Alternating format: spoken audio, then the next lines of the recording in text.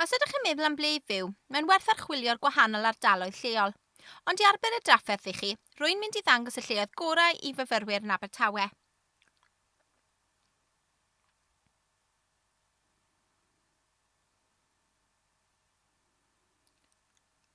Mae Bryn Mill ac Uplands yn ardaloedd poblogaidd iawn gyda myfyrwyr sy'n agos at gampws Parc Singleton. Mae amrywiaeth o farau, siopau a lleoedd cludfwyd yma. Fflatiau thai mwy yw'r llety yn bennaf gyda o leiaf 5 ystafell wely. Os ydych yn astudio ar gampws Parc Singleton, gallwch gerdded yno mewn 5 i 15 munud. Mae Sandfields yn ardal boblogaidd arall i fyfyrwyr sy'n agos at ganol y ddinas. Mae'r llety yma yn tueddu i fod yn llai gyda llawer o 2 neu 3 ystafell wely. Mae ychydig yn bellach o'r brifysgol a bydd yn cymryd o ddeiti 15 i 20 munud i gerdded i gampws Parc Singleton, ond mae'n llawer agosach at ganol y ddinas ac yn llawn siopau. Sketi.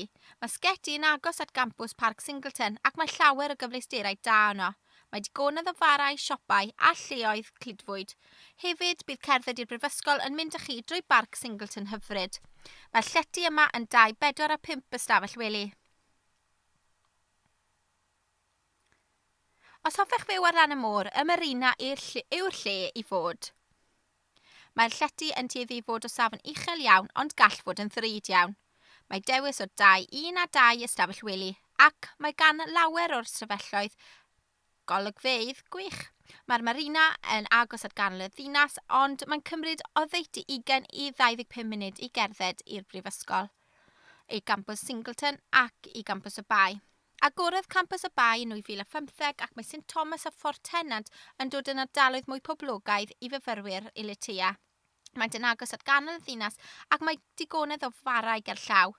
Mae 4, 5 neu 6 ystafell wely'n bosib yn yr ardaloedd yma ac mae 5 i 15 munud o campws y Bai.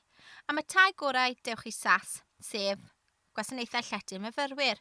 Gallwn eich helpu chi ddod o hyd i'ch lle perffaith.